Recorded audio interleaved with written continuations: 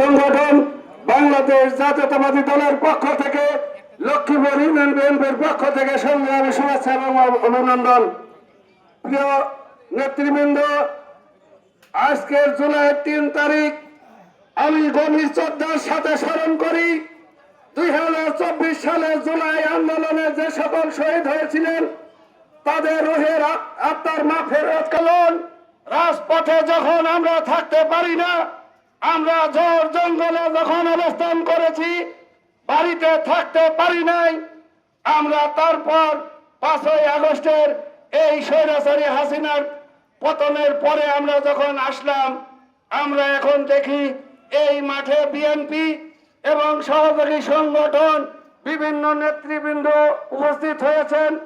আজকের যারা জেলখানায় ছিলেন তারা জেলখানার থেকে বের হয়ে বলে যে আমরা বড় বিএনপি। আপনারা একবার ভেবে দেখুন, আপনারা দেশের শুধু বড় বিএনপি নয়, ওই স্বৈরাচারী হাসিনাকে যদি ছাত্র জনতার আন্দোলনের মধ্যে দিয়ে যদি আমরা দেশ থেকে বিতাড়িত না করতে পারতাম, তাহলে আপনাদের গলায় ফাঁসির দড়ি ঝুলতো, না হয় জেলখানার এই কারাগারে আপনাদের থাকতে হতো, আয়নাঘরে।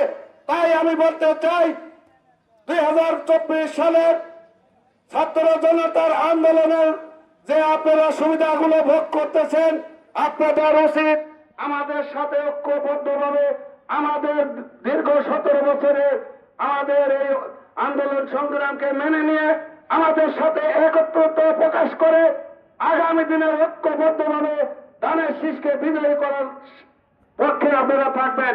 প্রিয় উপস্থিতি, আপনারা জানেন ১৯৪১ সালে একটি রাজনৈতিক দলের জন্ম।